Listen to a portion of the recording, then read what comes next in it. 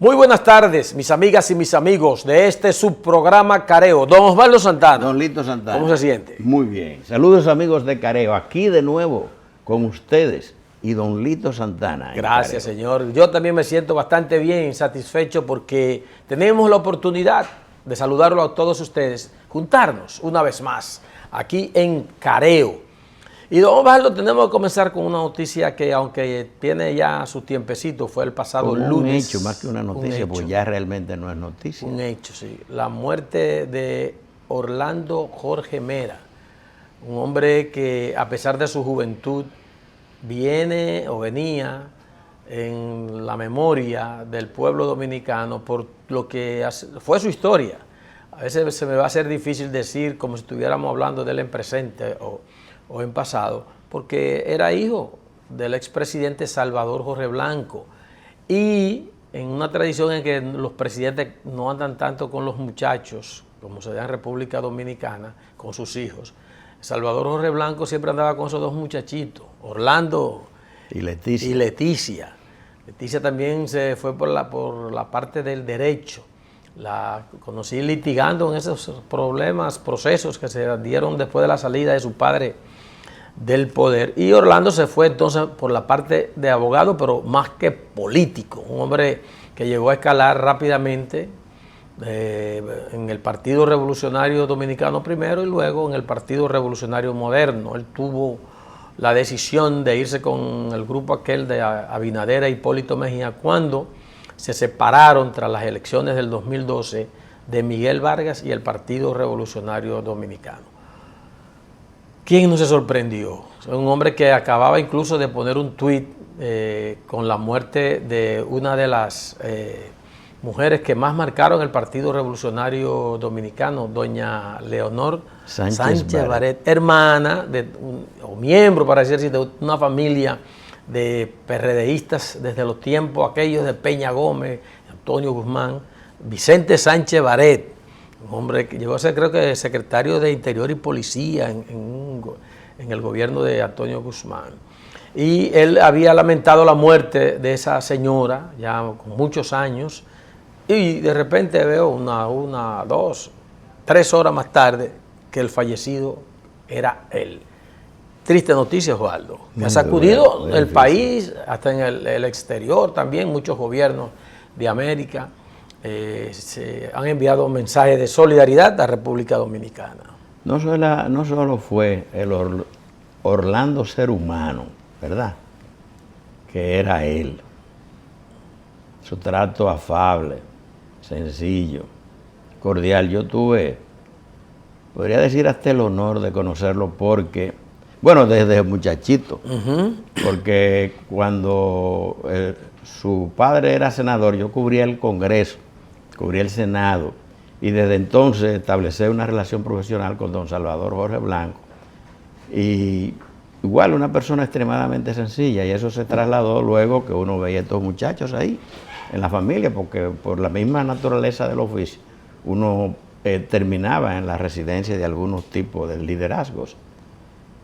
Y fuera de esa etapa, ¿verdad?, de la niñez, entonces ya aparece como joven adulto. Me tocó verlo un par de veces. La última vez en una entrevista en la que participé en un medio de comunicación, me impresionó nueva vez porque no recordaba, tenía mucho tiempo que no recordaba tratar al Orlando adulto. Se ha hablado muchísimo de sus condiciones personales. Y debo decir aquí en público que lo que más me impresionó de este señor fue su sencillez, su nobleza, su mansedumbre. Tenía mucho que no veía a Orlando. Y recuerdo que cuando se despedía del sitio, llegaban algunas personas más de la calle y él se empeñó, se adelantó a abrirle la puerta, un ministro de la nación, a esos ciudadanos. Yo me quedé viéndolo. Después vi ya instalado ministro en qué vehículo andaba. Es decir, nada cambió en su vida. Era un simple mortal. Y la forma en que hablaba con uno y después la misma actitud servicial. De modo que es una pena, a todo el mundo le ha dolido todo esto y tiene como quiera, como tú decías, tiene un impacto porque ese hecho no, es un ministro, es un funcionario de primera línea, ¿verdad? Después el presidente, que es un funcionario elegido, están los legisladores, pero en la línea de lo que es el Ejecutivo, el Poder Central, es un funcionario número 2 en la línea de mando, por decirlo de alguna manera, del gobierno central. No hablo de otros poderes, como el Poder Judicial, o el Congreso, o los otros, digamos que extrapoderes, o accesorios, o como el Tribunal Constitucional. No. Lo que es el Ejecutivo, un ministro es un ministro. Y entonces esto obviamente tiene un impacto tremendo en la vida del país y también hasta el mismo sentido de la gobernanza, porque ocurre en un momento en que la República estaba pasando por un pico de violencia alto, que el presidente Abinader anunció un plan contra la violencia, contra la delincuencia, y 24 horas después mataron un paquete de gente, ¿verdad? En Santiago nada más, donde estaba, estando en Santiago 2. Entonces todo esto se agrega a esa percepción de inseguridad y miedo y en consecuencia afecta a la imagen del gobierno, la imagen de la gobernanza, por más que se trate de un hecho, digamos, qué sé yo, de un tipo que quería que él le concediera una cosa, parece que contra la ley, y brutalmente opta por asesinarlo. Una barbarie, un acto increíble. Entonces esto obviamente conmocionó a todo el mundo, a uno mismo lo impactó.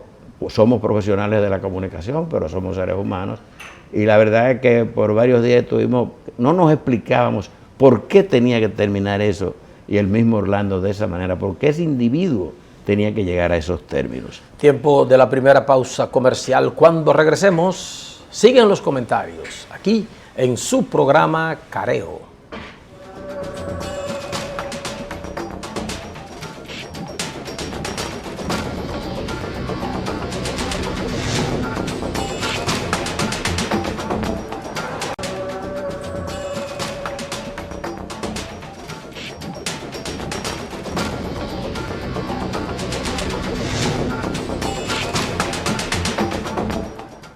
Muy bien, de retorno con todos ustedes aquí en Careo. Este hecho en el que perdió la vida Orlando Jorge Mera debe servirnos también a nosotros para pensar en estas cosas. Fíjate que hasta que no ocurre una tragedia como esta, como que nadie, como decía Osvaldo, se imaginaba que podía suceder. Y en realidad muchos de estos acontecimientos acuden a uno de esta manera que la gente no lo podía prever. Y en el caso de él, como se han descrito algunas de las circunstancias, habrá que esperar en alguna ocasión que el matador me dé alguna explicación de qué pasó ahí. Aparentemente era un diálogo entre ellos dos, o una discusión, o una conversación.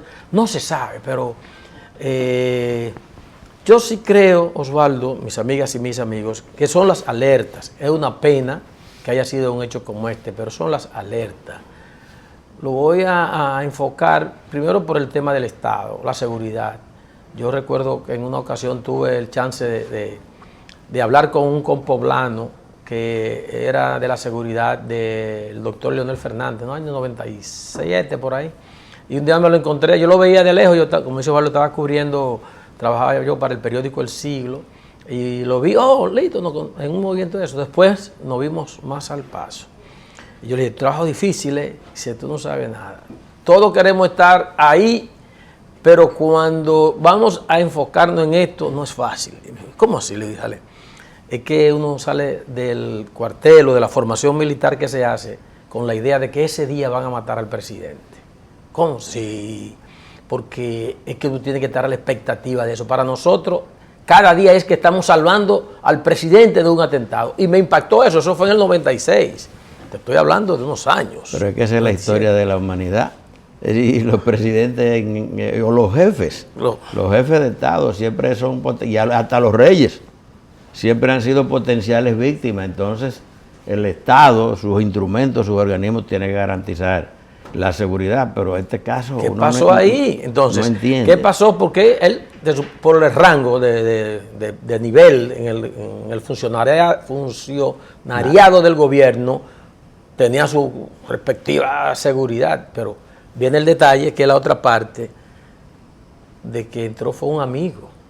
más que un amigo, es uno de sus mejores amigos. Es más, hay quien dice que el mejor amigo. Los hijos del matador, como del fallecido, están perplejos, Osvaldo, porque desde los 8 años tratándose. Otro detalle, quizá ya para de mi parte cerrar este tema, yo creo como que va a haber también que tener cuidado, como está el país, con seleccionar sus mejores amigos. Eso es un tema, porque tú dices, pero ¿y este hombre? ¿Cómo? O sea, lo mismo que estoy diciendo aquí en el programa, aunque ya hace casi una semana de esto, es lo mismo que pensé cuando se salieron las primeras informaciones.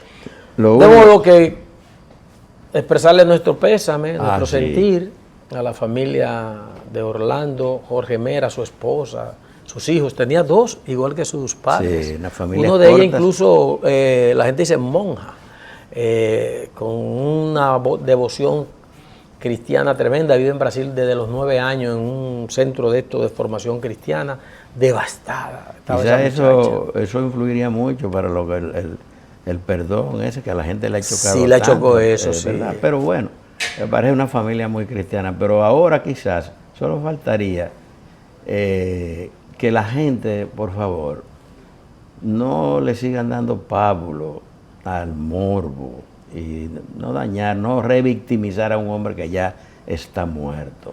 Él murió para un sacrificio cumpliendo con su deber. El hecho de que haya ocurrido una persona que, como tú dices, ha dicho todo el mundo, y él mismo dijo cuando intentó entrar la seguridad, no, fulano es mi amigo, es mi hermano. Que se trató, según parece, de un empeño de él en mantenerse apegado a la ley. Y eso es lo que vale. Además, ya está muerto, es una víctima. No hay que victimizarlo por segunda vez. Pero bien, es un hecho más que se agrega, yo decía ahorita, a lo que es el estado de incertidumbre en el sentido de la seguridad personal y ciudadano colectivo. El momento, y creo que eso ni las autoridades de forma alguna han tenido que admitirlo, no lo pueden negar, en que está la República Dominicana, hay una sensación de inseguridad. En las últimas semanas, días, siguen personas muriendo por violencia, muertes bastante extrañas. Cambiaron al jefe de la policía, el presidente. Al subjefe. Al subjefe de la policía. Pero no sé. Y siguió la cosa, ¿no? Sí, pero es que un cambio de una autoridad no modifica, es un problema como. Hay muchas explicaciones, muchas interpretaciones. No se explica, pero. Y muchos causales ya desde el punto de vista social. Es un tema. Ahora, en el momento, o en lo que tiene que ver con las personas, la primera misión, o una de las misiones de los gobernantes, es asegurar la tranquilidad y la paz, ¿verdad? El orden público, que la gente no se sienta insegura. Y yo decía que justamente antes de que ocurriera ese hecho, veníamos sufriendo lo que eran estas situaciones que estimulan más la sensación de inseguridad. Y vi que aunque yo vi también, creo que fue el miércoles, que las autoridades del Ministerio Interior, Policía, la propia policía decían que después que se comenzó el plan anunciado el miércoles de la semana anterior por el propio presidente de la República de control de la mejoría de la vigilancia, ¿verdad? Y tratar de aumentar lo que es el sentido de seguridad, que las autoridades decían, como evaluando lo que era el desarrollo del plan, que había bajado la violencia un 25%, pero veo que siguen matando gente. Vi que fueron secuestradas 2 personas en Atomayor. Vi que mataron el jueves a una persona en Santiago. Y he visto la sucesión de hechos violentos, asaltos, y ni hablar de la ratería. Sí. Es una situación escandalosa. Eso no para. Bueno, y eso que el año pasado, por ejemplo, en Higüey, que es uno de los municipios donde la data dice que hay más problemas de criminalidad, yo vi, buscando información sobre lo que está pasando, yo me encontré con un dato. Lo que pasa es que los seres humanos tendemos a olvidar lo malo para poder vivir, sí, y no vivir, ¿verdad?, bajo el miedo y amargado. Yo vi ahí, me encontré con un dato de que de 5 personas que mataron de un tablazo, más o menos para julio, casi ya hará un año, en Higüey, que fue un desastre, un tipo que nadie entendió qué fue lo que pasó y así. Es decir, que esta sociedad viene siendo estremecida por la inseguridad y hay por la violencia y hay que prestarle atención. El gobierno está prestando atención, pero hay que insistir, hay que profundizar, es una tarea pendiente y no se puede postergar, hay que endurecerla y hay que ver cuáles son realmente las medidas más efectivas para tratar de atenuar eso, aparte de las que deben tomar la gente, ¿verdad? Para sobrevivir esta situación. Y creo, Osvaldo, que este informe que acaban de dar los organismos preparados para esto viene vinculado a que la Guardia también está en la calle ya, en los patrullajes, pero debieron aguantar un poquito más porque para dar esta información del porcentaje de reducción de violencia y de actos criminales, porque en un 25%, tú me estás diciendo que si habían 10 o 100, para mantener el mismo número, 100 hechos delictivos, ahora nada más hay 75, para ponerlo así en sentido figurado. No se puede vanagloriar con esto, hay que seguir dándole a esta situación. Tiempo de la pausa, cuando regresemos, más comentarios en Careo, recordándole que Careo también le llega cortesía de la Asociación Popular de Ahorros y Préstamos. Esa es la que tiene el cero y el cerito de oro. Asociación Popular de Ahorros y Préstamos, una institución bancaria que siempre está presta para servirle a usted. Regresamos en breve con más en Careo.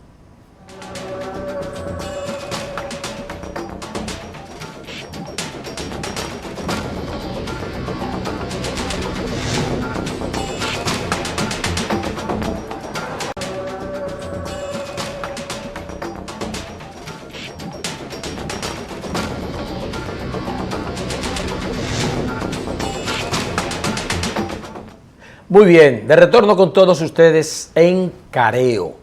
Desde el martes, el presidente de la República estuvo en Estados Unidos, en una cumbre convocada por el gobierno de esa nación, denominada Cumbre de las Américas. Al principio algunas polémicas todavía se mantienen sobre los invitados y los excluidos. Los excluidos, naturalmente, que son los menos, son los que más suenan. Estamos hablando de Venezuela, Cuba y Nicaragua. Hay un tema ahí de manejo político, dicen otros que ya es ideológico, de la lucha permanente que han sostenido esos países de un tiempo hacia acá. En el caso de Cuba, desde el año 1961.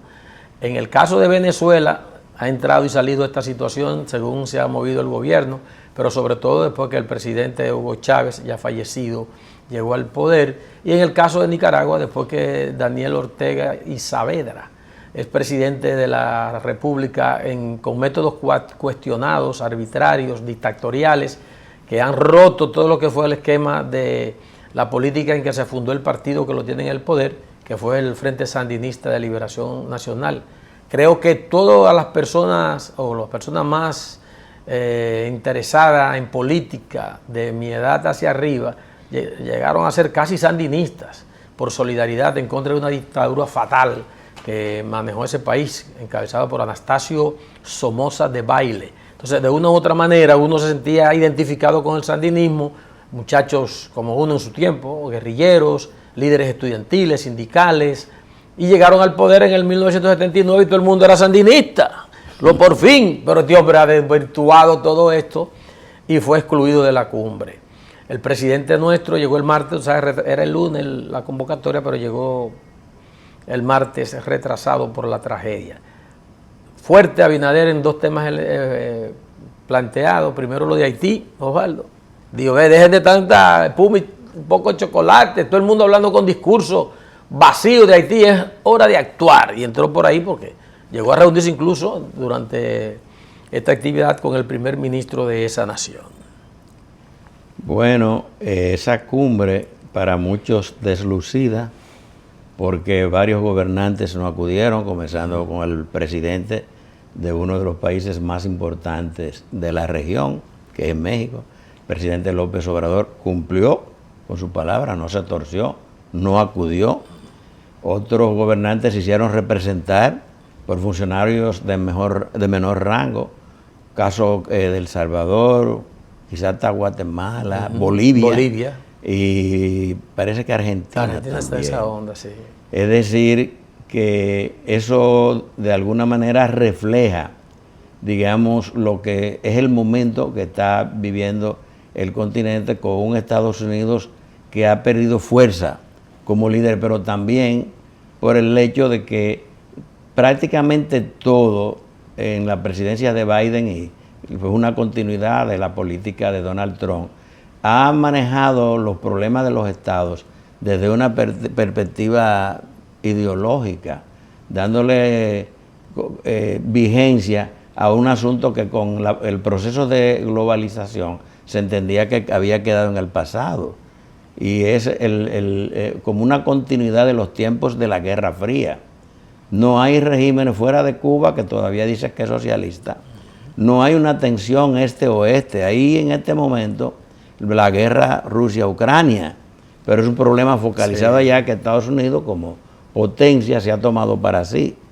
Entonces, si Estados Unidos quiere, ¿verdad?, que los países que están en su área de influencia cercana sean parte de lo que son, digamos, el progreso que Estados Unidos como país líder, como primera potencia económica aún, involucre, no debería proponerse marginarlos.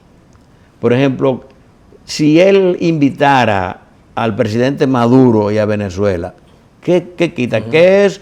Que está cuestionado, que se ha elegido por fraude. Bueno, pero si tú lo llamas y lo involucras, probablemente en esa medida pueda haber una comunicación mejor con él. Y no hace poco que Estados Unidos estableció un contacto y logró unos arreglos a favor de la empresa Chevron, y lo mismo que la liberación de un par de detenidos norteamericanos. Si para eso está ahí el presidente Maduro, ¿por qué para otra cosa no? Tú dices también las barbaridades de Ortega, es verdad, el colmo de Ortega es que hace una semana y pico cerró la Academia Nicaragüense de la Lengua, eso no tiene madre. Yo creo que es la primera vez que ocurre en un país del mundo, porque esas academias, ¿verdad?, son instituciones que respetadas por todos, es la lengua.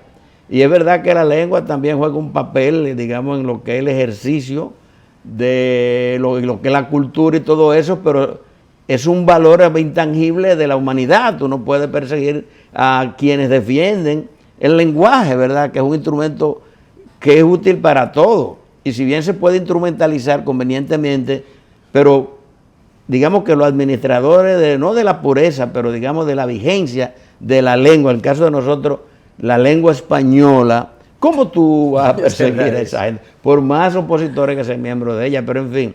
Es decir, que donde ha caído el sandinismo, que uno obviamente no lo puede apoyar, pero al mismo tiempo son regímenes que han sido también muy golpeados por las políticas de Estados Unidos y ahora con este aislamiento, con esta marginación, insisten en eso y persisten en la misma política de no olvidarse de la distensión y ni hablar de Cuba, que le tienen un embargo. ¿Cuántos años ya llevan? No, pero entonces, 60 años. Es decir, y no ha dado resultado. Entonces, lo que debe promoverse es la inclusión, que esos estados, todos, que son también del continente americano, ¿verdad?, participen, y que Estados Unidos, en vez de aislarlo, trate de propiciar un diálogo constructivo en que sus pueblos sean parte del progreso y el desarrollo, y que los propios pueblos decidan sus destinos, que sean los venezolanos, que decidan lo que van a hacer con su gobierno, que sean los nicaragüenses que van a hacer con Maduro y los propios cubanos. Pero yo creo que no se construye mediante una política de aislamiento, cerco y marginación. Mira lo que ocurrió ahora, que países tan importantes, México, la frontera con Estados Unidos, el presidente López Obrador no va a la cumbre. Hasta el presidente Abinader, hay que decirlo de paso, que es un presidente conservador, alineado a pie juntillas con las políticas norteamericanas, todas las políticas que ha, desde los días que gobernó con Trump el presidente Abinader, y después las primeras políticas con Biden, fueron de apoyo absoluto. Y el presidente Abinader dice que se hubiese sentido más contento de ir a esa cumbre si todos los estados estuvieran ahí. Y anuncia que para la cumbre de la Iberoamericana, que va a ser aquí, el próximo año todos van a ser invitados, como debe ser. De modo que Estados Unidos debe cambiar esa actitud, pero los imperios son así, son intolerantes y opresivos. Vamos a la pausa, regresamos con más comentarios en Careo.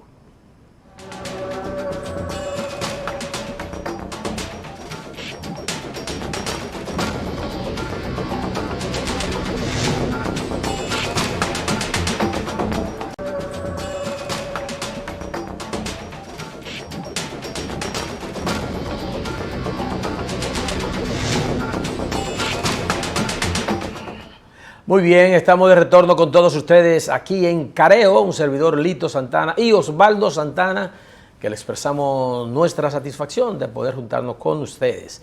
Osvaldo, en esta semana el equipo económico del gobierno, algunos de sus funcionarios comienzan a allanar el camino de una posible eliminación del subsidio a los combustibles y retomaron aquella promesa que hicieron en el mes de febrero, marzo, cuando dijeron que debido a la situación que se está dando entre Estados Unidos y Rusia, el petróleo se había disparado y... Déjame darte el dato. El pasado 7 de marzo, el presidente Abinader anunció que el gobierno mantendría congelados los precios de los combustibles mientras la cotización del barril de petróleo se mantenga entre 85 y 115 dólares. Pero ya está en 121 y el gobierno mantiene los subsidios. 120. Con que esté a 116 ya es suficiente para que el gobierno comience a pensar en esto. Y así lo han anunciado. Es más, creo que llegaron a decir que en este momento se le está subsidiando 96 pesos al galón de gasolina. Usted se imagina que la gasolina a 200 y pico le suelten ese subsidio de 96. 300 y pico. 300 y pico el galón, casi 400 pesos el galón. Pero es un tema delicado. Hay en países, creo que en Guatemala y en Panamá, que lo que han decidido es no grabarlo mientras esté así. O sea, que el gobierno no reciba fondos, como es aquí, de impuestos al petróleo. Bueno, vamos a liberarlo de los impuestos, no de subsidiar, no, quitarlo, porque es que aquí cerca del 65% del costo real del combustible por los impuestos que van a las arcas pero estatales. No hacer eso, Lito, es decir, aplicar una política de desgravación, es lo mismo, porque ¿qué es lo que está haciendo el gobierno cuando dice que está subsidiando? Gastando el dinero que recibe por los impuestos, pagando el gobierno el costo de esos combustibles. Habría que ver la proporción que para hacen. el efecto es lo mismo. Ahora, déjame decirte que el gobierno, como tú dices, yo creo que quizás comienza a hacer una labor ya de ablandamiento. Dice la DGI, yo creo que fue que lo dijo, y no sé si el Ministerio de Finanzas también, que en lo que va de año, en medio de esta crisis, el gobierno ya ha subsidiado 18.968 millones de pesos por, ¿verdad?, atenuar y mantener los precios fijos en los combustibles. Ahora, la realidad, ¿qué es lo que ocurriría si no, ya tú lo dijiste, ya tú lo insinuaste, si no se hace eso? Bueno, se dispararían los precios de los combustibles y eso tendría un impacto en todo, sube todo, porque los combustibles influyen mucho, desde lo que es, bueno, el consumo en el caso de los otros, los que van a la industria eléctrica, como lo que son los combustibles de uso en las estaciones, lo mueven todo, en la agricultura, las empresas que trabajan también con algunos tipos de combustible, los usuarios, el transporte. Ahora, ¿qué debería hacer el gobierno mientras tanto? Podría ser una medida intermedia. Digamos que los que pueden pagar el gasoil caro, por ejemplo, quienes usan o están obligados a usar gasoil premium, que no les quiten el subsidio, que sea más focalizado y que se lo dejen, digamos, a la gasolina regular, pero que le suelten el aumento a la gasolina premium, que le dejen el subsidio en los niveles deseables al gas de cocinar, ¿verdad? Porque eso es más difícil de controlar y no se puede discriminar entre los pobres y los ricos. Pero, por ejemplo, aún ahí se pueden establecer diferencias. Pero la verdad es que ese subsidio que te está aplicando, o a la agricultura, por ejemplo, ahora, ¿cómo canalizarlo? Por ejemplo, el gasoil que se dedica para la producción agrícola, de modo que le llegue a un precio adecuado. Eso habría que ver con los canales, con las organizaciones, aunque el problema es también que se generan mafias, mecanismos indebidos, pero quizá la medida más fácil de manejar es devolviendo los gravámenes en los términos que conocemos, ¿verdad?, a los combustibles más caros, que son los más ricos. Por ejemplo, los vehículos que usan vehículos de alta cilindrada, de alta gama. Como decía ahorita, Premium. Sí, el gasoil premium y la gasolina premium. Y que jamás se le hagan los aumentos al gas y a los otros combustibles. Por ejemplo, el gas, muchísimos vehículos del transporte público lo utilizan. Los que no utilizan gas, utilizan la gasolina regular y el gasoil regular, que la mayor parte de los camiones ese es el gasoil que utilizan. Y a los otros, quizás eso es la minoría, pero a los vehículos que son de lujo, de alta gama, que usan ese tipo de combustible, que les suelten los precios y que lo paguen. Eso sería agravar como a los más ricos. Así mismo. Pero en este momento no creo que eso pueda suceder. Regresamos en breve con la última parte ya de Careo.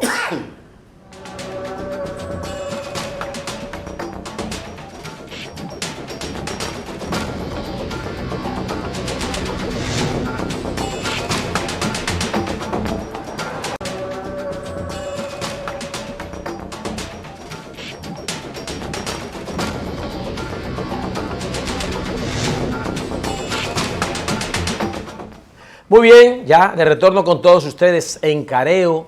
Osvaldo, otra noticia que nos preocupa, ya están diciendo de manera oficial que estamos en la sexta ola del COVID-19, aquella terrible enfermedad que arrancó en el 2020, el primer discurso del presidente. Pero estaban diciendo que no, y que era una variante de Omicron, que los casos no son suficientes para considerar una ola. Dijo al principio de esta semana el Ministerio de Salud. Sí, pero ya ahí los neumólogos son pero son los médicos que están diciendo bueno, pero yo no tengo nada más por qué creer cuando habla el ministro. Pero el ministerio no, o sea, hasta aquellos no digan que estamos ante una nueva ola, hay que aceptar porque esa es la voz oficial.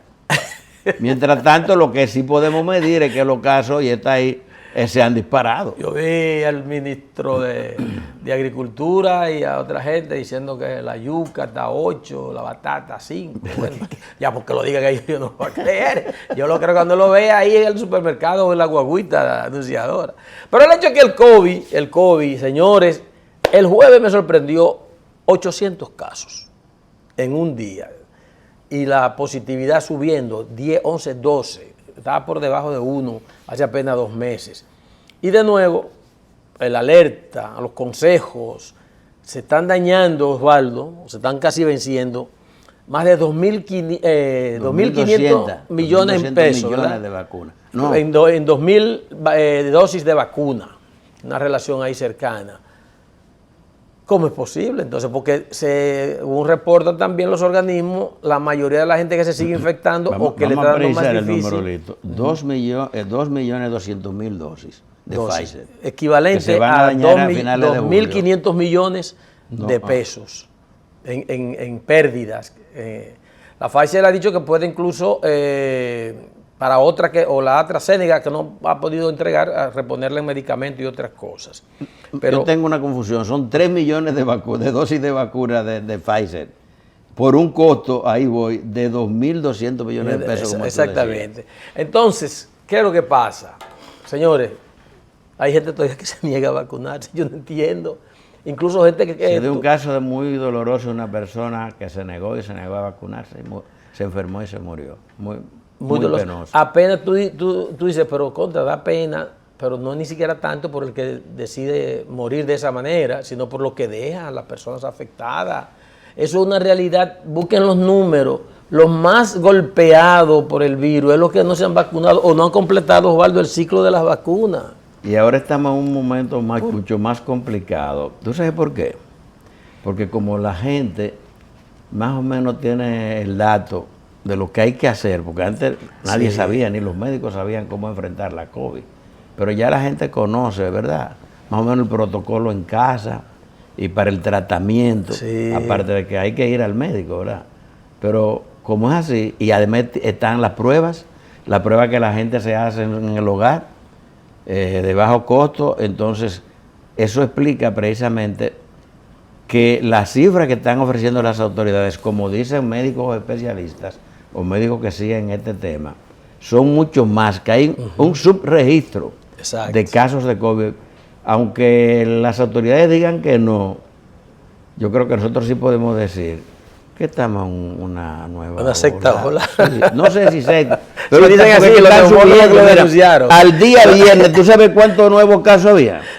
3.342 casos y subiendo. Sí, qué cosa. Pero vamos a esperar que la gente pueda ser impactada por lo que estamos también diciendo nosotros, un granito de arena en este desierto. Ya al final, solo exhortar, señores, hay que irse a vacunar porque hay un problema también. Vamos a perder 3 millones de dosis de vacunas que le costaron al país 2.200 millones de pesos porque todavía no resistimos a vacunarnos. No. Por favor. Bueno, se nos dio el tiempo, Osvaldo. Rápido, ¿verdad? Siempre un placer. Así es, mis amigas y mis amigos, nos juntamos el próximo sábado, 1:00 p.m. en Cinevisión, su canal 19. Pásenla bien.